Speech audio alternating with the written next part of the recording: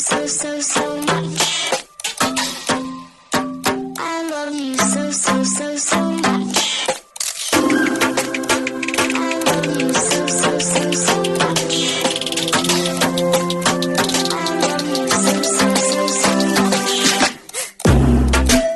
Hello, all you positive heads out there. Thanks for tuning your beautiful brainwaves into another episode of the Positive Head Podcast, where we are firmly convinced that creating success and happiness is rooted in understanding the ultimate nature of reality and the fact that as human beings, we are all immensely powerful fractals of the one and only source consciousness, which creates and animates all things. Now, of course, understanding this powerful truth is one thing. Applying this incredibly empowering wisdom to everyday life? Well, that's another, which is exactly why we provide you with a fresh serving of soul food for thought 5 days a week to help constantly remind you of what matters most. You are it. And I'm your host, Brandon Beecham. I'm the reflection and extension of you who will be here each Wednesday interviewing a different consciousness changemaker. And on the other 4 weekdays, leading the way to ensure that your perspective is consistently expanded, your vibration is constantly elevated, and your heart is overflowing and full. Also, before we jump into today's episode, I'd like to take about a minute and a half to tell you about a few sponsors that not only help to make it possible to produce this show 5 days a week, but that I'm also genuinely passionate about promoting. The first longtime stellar supporter of the show that I want to mention is Gaia. If you're not familiar, Gaia is the go-to source for streaming consciousness content online with over 8,000 video titles. And you can sign up for your first month for only 99 cents at gaia.com/positivehead. That's spelled GAIA.com/positivehead. The second sponsor I'm sincerely passionate about promoting is Purium. It's no mystery that bringing your mind, body, and spirit into balance is necessary if a person truly intends to manifest the greatest and grandest version of themselves. So if you've been looking for a way to easily get organic superfoods into your system every day with a simple plan that can help you reestablish a healthier foundation and relationship with food, like I was doing before I found Purium, I highly recommend going to positivehead.com/transformation and checking out the videos and interviews there where I dive deeply into discussions explaining why I take these products every day. And should you ultimately end up on iShopPurium.com to purchase any of their 50 plus amazing superfood products, be sure to use the code POSITIVEHEAD, all one word, for a 25% discount.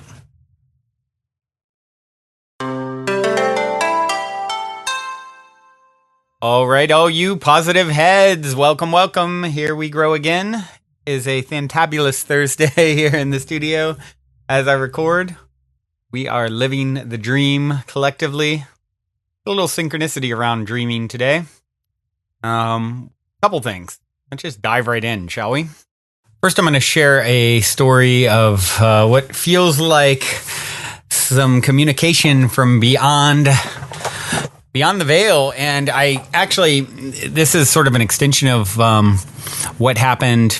If you guys listen back to episode 955, where it's called Death is Birth. And I talked about my brother's ex-girlfriend, Tara, who I feel like I had a visitation from. First time I've had something like that. I think, the night I had a visitation from someone that woke me up, and then I found out hours later that she was killed in the Virginia Beach shootings.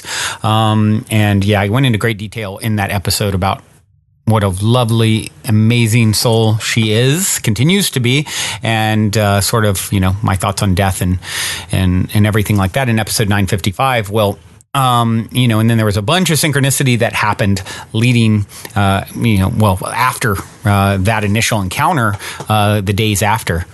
Well, if you go listen to that episode 955, I played the song Send the Rain to Everyone by Noah Gunderson, which I think is such a beautiful song about death and, just one of my favorite songs, period. It's just so beautiful. So I played that song, and a few days ago, my brother sent me, and my brother, of course, it was his girlfriend, and it was a really challenging time for him, and he's still processing it, but he sent me randomly a Facebook video via iMessage. I have an iPhone, and so he didn't send it through the Facebook app. He sent a link directly in my iMessage, right? And I could see there it said Facebook, and I'm like, okay, what did he send me? I go to click it, and instead of opening Facebook, it opens my Spotify app and starts playing that song, or has that song queued, playing it. I can't remember if it played it or just queued it or had it up on the screen. This was like 5 days ago or so. I think it played it, but anyway, same difference, really. I mean, the weirdest thing is getting a Facebook message and, like, oh, okay, what's this? And it was actually, I ended up being able to see it later, and it was just like a funny, silly, video on Facebook. I've never had it happen where I click to open a link to one particular, platform and, it opens something completely different with the song queued up that I had not queued that song up on my phone at all. Not in a long time anyway, maybe, a long time ago at some point. But so I thought, wow, that is really interesting. I felt like there was some funny business from the other side perhaps happening there. And, what's interesting is that there's another bit of synchronicity here. So originally, she came to me in the dream state, and it woke me up. I felt like someone was at the side of my bed, a woman figure, and it kind of like I put my arm out, like, like what? Who's there? What's there? And then I found out hours later she had been murdered. Not that I was aware it was her at the time. It was just a blondish woman, is what I perceived, right? And then I found out, and she was kind of like, back when she was dating my brother, definitely like kind of dirty blonde, brownish hair. So anyway. Yeah. So today I'm like, okay, what am I going to do today? What am I going to talk about? Other than just wanting to share that little magical story there that I feel is a confirmation that she exists and life goes on. And, here's the song that I played in episode 955 that was sort of dedicated to her. And, now it's coming up on my phone. I'm like, wow, super inspiring, super magical. So then today I'm like, other than that, what else am I going to talk about? And I'm like, oh, you know what? I'll read from the book Third Millennium again. I haven't read in a long time until last week, and I really enjoy that process and just analyzing, powerful material. In this case, the Third Millennium is a book supposedly channeled by Ken Carey. Actually, the forward looking at it here is by Marianne Williamson, who's running for president now. But anyway, Ken claims that all this information came through one of my favorite books, Return of the Bird Tribes. He also wrote, and I always say about channeling, I don't really care how the information got on the pages. Is it inspired? His definitely inspires me and is poetic and beautiful, his writing. So I read from it last week, and I decided, okay, spur of the moment, just literally 10, 15 minutes ago, okay, I'm going to read chapter 2 today. That sounds like that feels right. Then I say, okay, what am I going to play music-wise? Let's see. I haven't played the Desert Dwellers in a long time. Let me go and play the Desert Dwellers. And, they got a new album. Okay, cool. Let me listen to some of the tracks. Oh, this one's good. It's called Dreams Within a Dream. Then I cue that up. Okay, that's what I'm going to play today on the outro. I go to pick up the Third Millennium. And what is chapter 2 called? Through Fields of Dreams. So there's my tarot story that originally started in the dream state and continuing on, I feel. Now we're going to read Through Fields of Dreams, which just happens to be chapter 2's title. And then we'll hear Dreams Within a Dream by Desert Dwellers. Oh, and last night I saw I ended up on someone's random Instagram page. I don't even remember who it was. I just remember I liked her little quote. It was "Dream Girl in a Dream World," and it stuck out to me in that moment. Like, oh, that's a really cool statement. So there's that. I just am remembering that now. So that ties in.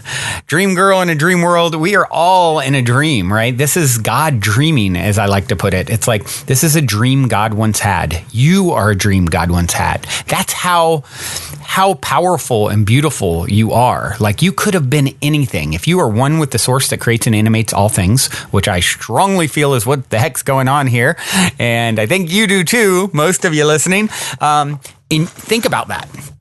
So your source, you're one with source. You're an extension of source, no less, than you may be a drop out of the ocean from one perspective currently, but the ocean would not be the ocean without that drop, right? You are an integral part of that ocean. You are it. It is you. You are a fractal of the divine, right? And you could have chosen to manifest as anything being that powerful, and you chose to manifest as you. So any of you out there who are struggling with, self-worth, self-doubt, I'm not good enough, you need to check yourself because you are so perfectly imperfect. You are divine in every sense of the way, as divine as anything or anyone ever has been or will be. This is a dream. God wanted to paint a great work of art. This is from one perspective, this is illusory, right? From one perspective, we know this is a hologram or holographic. It's a projection. The particles that make me up are 99.99999% space, right? And what we call solid matter is really vibrations of energy popping in and out of existence. It's a light show. You are in a projection, and you are the movie, the living art that is God's handiwork. And out of all the things that it/you/us/we could have created, we created you. And it's because you are a dream, living in the dream. You are so worthy of all of your dreams coming true. And I just want to preface this chapter, which I have no idea what it's going to read like, by the way. I want to preface it with that little tidbit. I think it's a good way to set the tone, don't you? Knowing how valuable you are, knowing that it's time to discontinue these thoughts of self-deprecation, self-doubt, I'm not good enough, I'm not worthy. All these like programmed things that maybe someone told you when you were young. Maybe you told yourself the lie that was bought, sold, and then bought at some point. We can set that down now so that you can get the benefits of having carried it, right? Because you can't really appreciate that which you are unless you have and know that which you are not, right? And so congratulations, you carried that. You are a badass. That is really brave of you. Now let's get to the truth of the matter. You are absolutely divine in every way. All of your faults, all of the challenges, it's all part of the caterpillar becoming the butterfly. All right, let's get on with it. Through Fields of Dreams, Chapter 2, The Third Millennium by Ken Carey.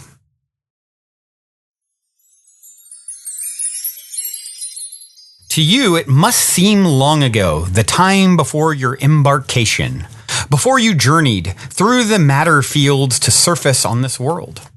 But to us, the hour is early still, and much will change before our morning has passed. You left us with instructions to bring you this record when the dawn was full. Come gather around this conscious fire, people of the earth, and listen to the spirits of the stars. We would tell you of the early hours when your thoughts first came to rest upon this world, when your love first illuminated the world and shone through robes of water and soil, days when we were with you yet, back when the world was young. Eons ago, before there was physical matter, you were one with us. Your essence remains, even now, indistinguishable from the unified field of being out of which flow duality, multiplicity, and all that flourishes in the eternal play of polarities.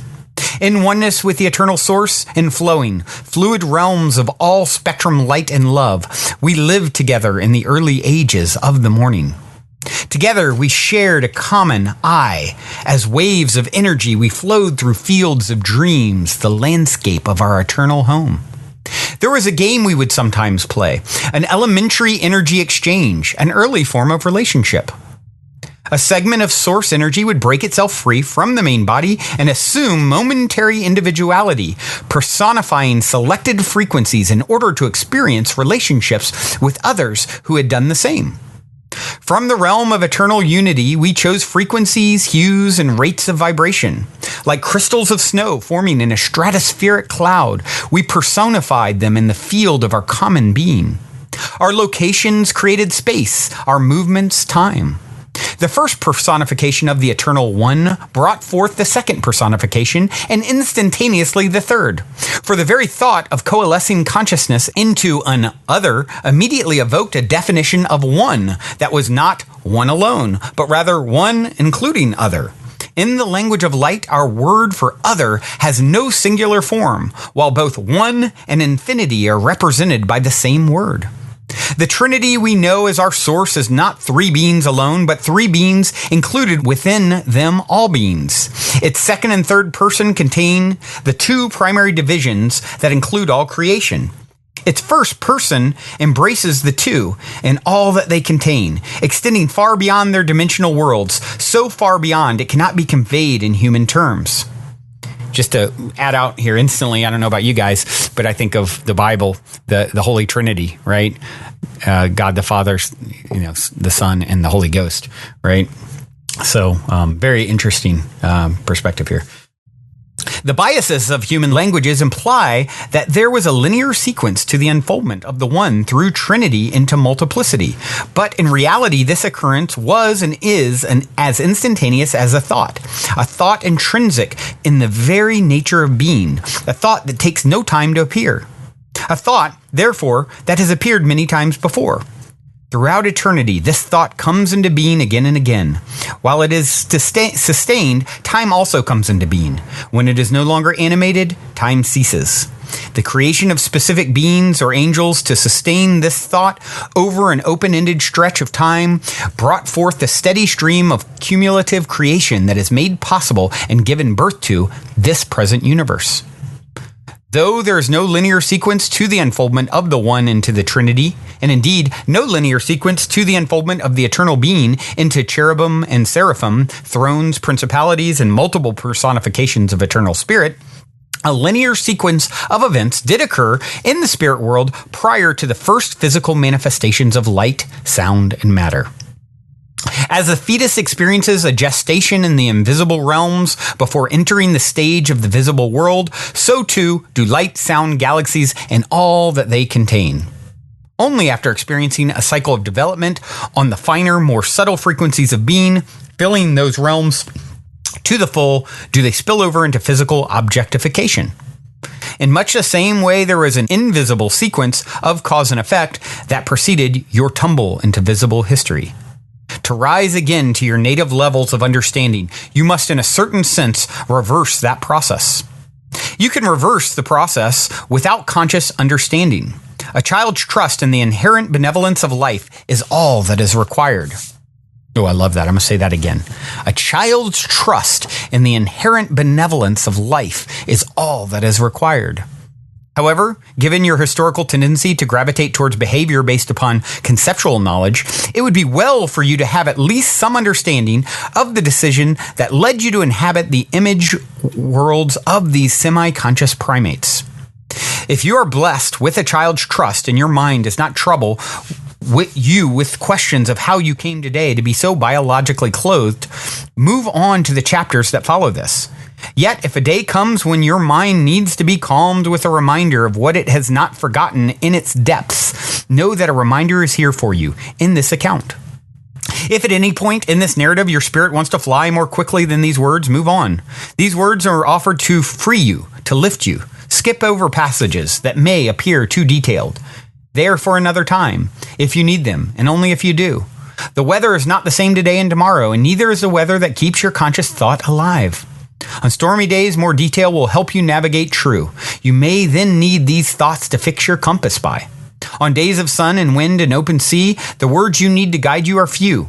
Take what thought you need today, but take no thought for tomorrow. Tomorrow you will not be the same. This much is sure. These transmissions are designed to give you conceptual tools for those times you may need them, tools of insight to enhance your creative capacity and your enjoyment of the physical plane, tools that will reduce the likelihood of your sliding yet again into the sleep that has characterized this recent age. To understand your fall into the troubled times of history, you must first recall the context in which it occurred. Scattered throughout the sea of eternal being are distinct locations that radiate specific qualities. These qualities permeate the entire sea of creation, rippling throughout all that is, but the source locations from which they radiate are in either one or of two constellations. These two constellations, love and truth, are two polarities of eternal being, two persons of the Trinity. They engender all that is. Their interplay evokes the universe and all the wonders it contains. The constellation of love is the home of qualities associated with energy expression, and the constellation of truth is the home of qualities associated with form and structure.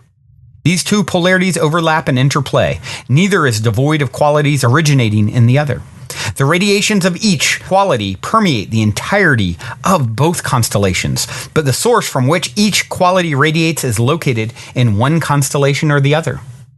Within this interplay between a constellation of qualities rooted in truth and a constellation of qualities rooted in love, individual spirit beings come into existence.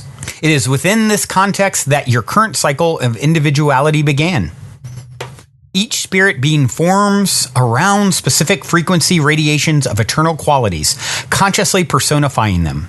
Each individual spirit coalesces within the creative field that is generated by the interacting radiations of love and truth, and all things from the galaxies to the microbes are manifestations of these spirit beings. Through them, the universe comes into form. There is no star in existence without a being who has chosen to appear as that star, nor is there any planet, asteroid, sun, or moon, no leaf, no insect, no flower, no tree, no tiny ocean snail, no grain of sand on the beach that does not form around a spirit life. When the first spirit beings, personifications of various qualities of awareness, would individualize and distinguish themselves from the main body of awareness to experience relationships with others who had done the same, they would, after each relationship, dissolve back into the unity out of which they came. This process of individuation, spirits leaping dolphin-like from the sea of eternal unity into the air of individuality, then disappearing again beneath the waves of undifferentiated oneness, was purely for enjoyment. I like that. That's goes along with what I was saying at the top of this, right? About the drop of ocean that's also the ocean itself. The first entities in the sea of being had no stake, no vested interest in their passing individual forms. One day, as you were individualizing certain qualities of eternal awareness, just emerging from a relationship, another entity of individualized awareness came to you and encouraged you to retain your present form of individuality and to carry that form over into a new relationship. This was a new thought. It had never before occurred to you to experience multiple relationships without a renewal of identity. You did not accept the idea immediately, but you did consider it. As you continued to listen, you mulled over its strange and fascinating possibilities. The curious being promoting this novelty appeared in a pulsing field of vibratory luminosity infinitely more beautiful and well-defined than any you had ever seen. One of the attractive elements in this entity's proposal was that this path would, over time, allow the formation of the same sort of beautiful and intricate patterns within your own individualized field. But there was a dark side as well. Something else, the entity said. You were not entirely certain of its accuracy. At first, you saw only humor in what seemed the absurdity of the thought. Yet, as you considered it, you wondered if there might not be something to it. It took time and further argument, but eventually you were convinced by this entity that there was a possibility, perhaps even a strong one, that you might actually cease to exist if you did not follow this recommended course, consciously preserving your individuality from one relationship to the next. After all, you did not know exactly what happened to individuals who dissolved back into the sea. This is the first lie that you believed. The form of your individuality would, of course, cease to exist if your awareness were no longer focused through it, just as the focus of light through a lens ceases to exist when the light is turned in another direction. Yet the potential for your individuality would remain, just as the lens itself remains, should you again choose to turn your attention toward it. It would not disappear. Potential can be either actualized or ignored, but cannot be created or destroyed. All potential exists from the beginning and is eternal, as is the one whose being contains and sustains it. You are reading these words at this moment through an individualized focus of your awareness, but you do not cease to exist with the cessation of the individuality. The awareness that shines through your lens of individuality is the awareness that shines through all lenses of individuality. You're the being behind all individuals, the awareness within and beyond all these things. You know this in spirit. To know this while in individual form is to be conscious. To imagine that you are the focus of individuality itself, to imagine that you are the form and not the spirit that animates it, is to be subconscious. When any personification of eternal awareness, your own essential awareness, comes into a relationship with any other, it flows into a form of self-identity that will optimize creativity and enjoyment during the relationship. Just as an environment shapes and molds the plants that flourish within it, relationships mold the forms of identity for all healthy spirit beings.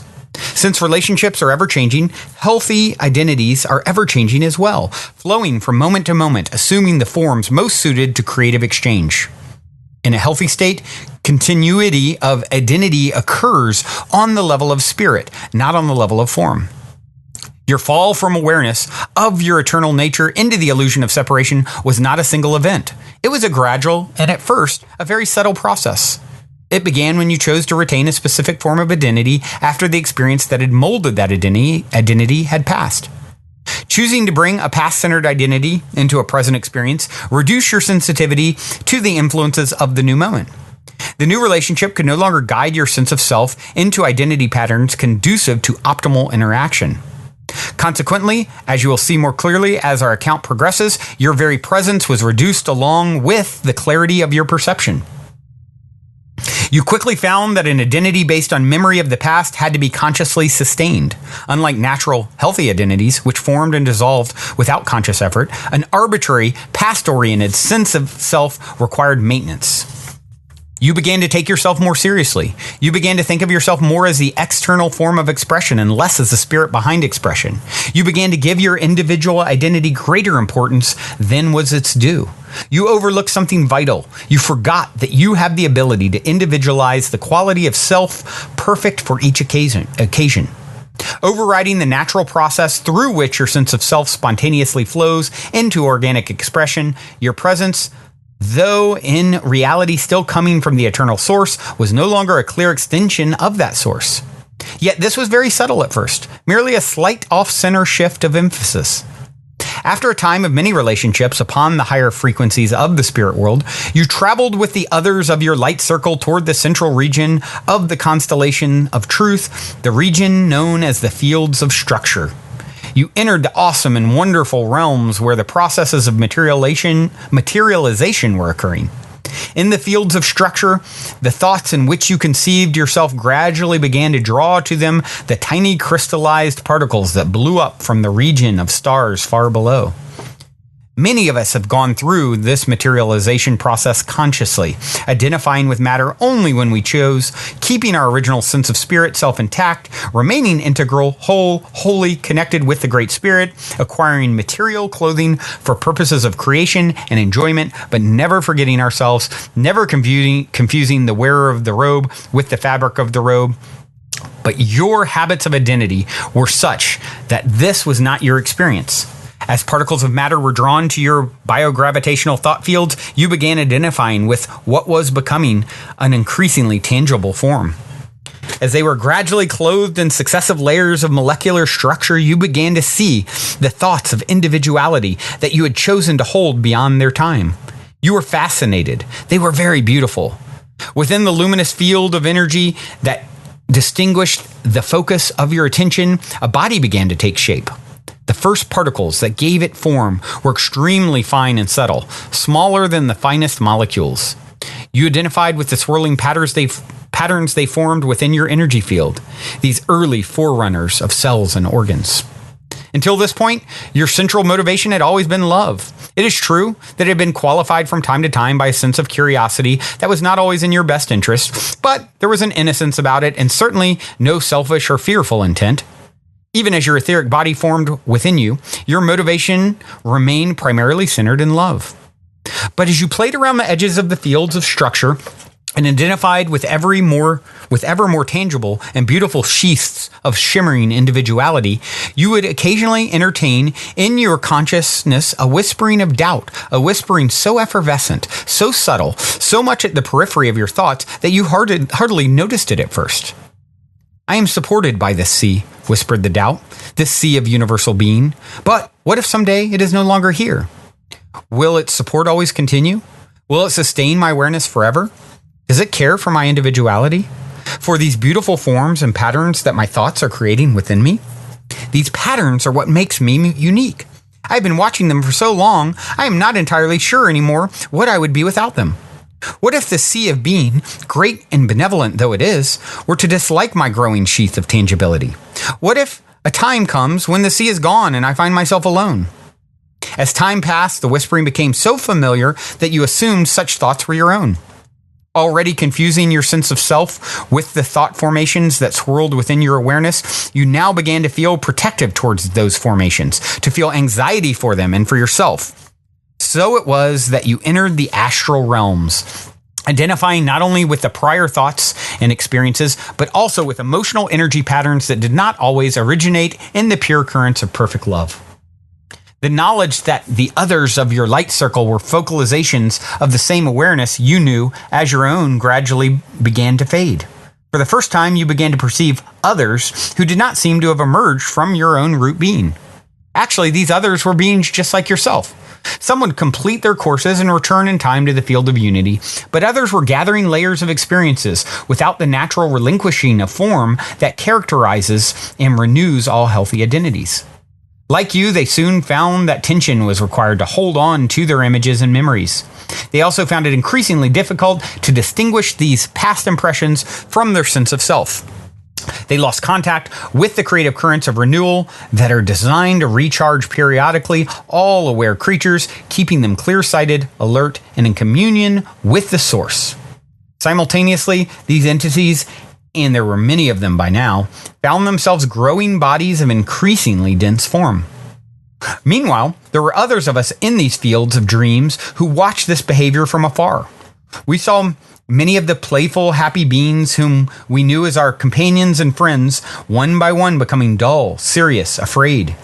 It seemed to us that a branch of our family had been infected with some strangely debilitating perceptual disorder.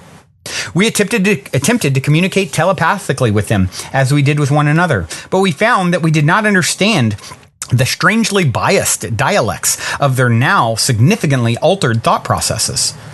They thought our inability to communicate with them was due to our ignorance. Eventually, they lost interest in what they came to regard as the ethereal opinions of insubstantial entities.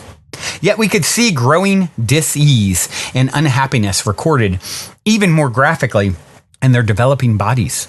We saw clearly what they could no longer see, the inevitable danger that awaited them if they continued to follow such ever-narrowing identity beams all the way to their inevitable conclusion. Among those of us who wanted to offer assistance were some who realized that we could only speak to them in their own terms, through material forms similar enough to their own to elicit their notice and respect. These beings, angels of principalities, or bodhisattvas as they are called in some traditions, decided to embark on a course of conscious materialization. We watched them enter the fields of structure and spiral downward, only to see appearing in many of them, too, the darkening of luminosity and crystallization of imagery that characterized those whom they had hoped to help. Yet despite the contagious nature of the disorder, a few among the principalities escaped contamination. These few proceeded all the way down the whirlpool-like energy vortex of gathering structure with a unified sense of identity still prevailing in their awareness. We watched them spiral around and around, side by side with the others, circling ever downward through increasingly lower frequencies, accumulating more tangible material dress with the deepening levels of their descent. It was a race of sorts, the conscious principalities attempting to beat the fearful to materialization upon the physical plane. The conscious principalities arrived first. In a forest-covered river valley upon this very earth, at the edge of a fertile plain, they took on the luminous garments of the first human biology. Though their uncontested stewardship of this region of the earth was brief by eternal standards, it was nevertheless sufficient to see the Creator's intentions flow through human form into the creation of exquisite fruit, vegetation, and animal species. From this time have arisen the human myths and legends of paradise. As the legends also recall, this era was not to last. All too soon, it seemed, the dark principalities arrived, angry at the disease they had acquired and at those in whom it had originated. Shortly after them arrived the many entities like yourself. Not long after your arrival on the physical plane, you began to think of yourself as separate beings, cut off, distinct from your source. You developed a strange habit of storing identities within your psyche, as one might store dresses or suits or clothing in a closet, preserving them with herbs of self-importance and spices of fear. Your overall awareness was still predominantly centered in the currents of love. You were certainly not evil at this point.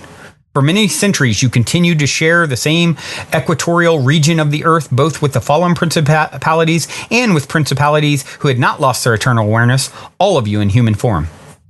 You knew times of great joy and happiness, as well as times of doubt and confusion. Yet with each additional passage of the moon, the implications of your over-identification with form appeared more and more forcefully around you. That's the end of chapter 2, everyone. Pretty powerful, right? That's the story of us. I feel and believe it resonates. It's a fascinating tale, isn't it? And to think that we even would have signed up for that at some level for it to happen at all. All these multiple levels of awareness and perception, right? If we're all the one, well, the one knew this would all go down. What a game we're playing. The good news is it is a game, and you are unscatable, untouchable, eternal being in physical. And now you get to come out the other side. Perhaps remember like the being that appeared to him and said, hey, if you go through all this, you can look as beautiful as I do. And I think there's some truth in that. There's a being outside of time that had already been through the whole process that we're in right now, right?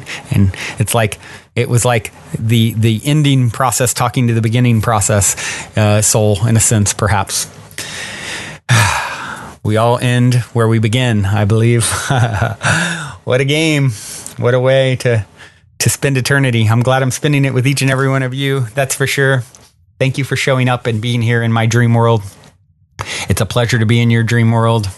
Let's make it as beautiful and as close to that planet of paradise as it once began, shall we? I think that's a good plan. Who's with me? Who's in? I hear you all saying, I'm telepathically receiving the message that you're all in through time backwards when you're actually hearing this proposal. And I applaud you and thank you for showing up. I have a song to leave you with here to power your day, power your moment, power you as you take your next steps to creating this planet of paradise, restoring the planet of paradise. That is our birthright. This song is called Dreams Within a Dream, as I mentioned, by Desert Dwellers. Until next time, dream well, everyone. Also, before we cue up today's song, I wanted to let you all know that we have finally created the Game with the Universe on our website, where you can choose the first number that comes to your mind, and it'll pull up that episode number of the podcast.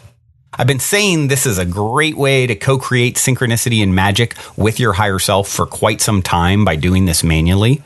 But now if you go to positivehead.com/YO universe, there is a super fun and simple interface to play this game with your higher self.